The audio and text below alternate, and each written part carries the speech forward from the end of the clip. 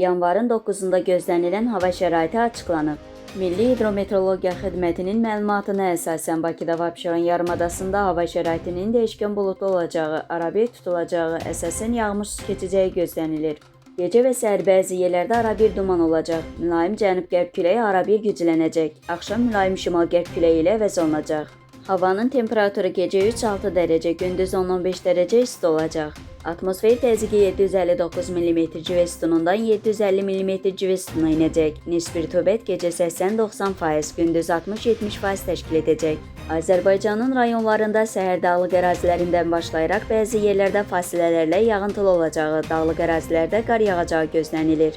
Gecə və axşam ayrı-ayrı yerlərdə yağıntıların intensivləşəcəyi ehtimalı var. Bəzi yerlərdə arabir duman olacaq. Qərb küləyi gündüz arabir güclənəcək. Havanın temperaturu gecə 1 dərəcə şaxtadan 4 dərəcəyədək isti, gündüz 11-16 dərəcə isti.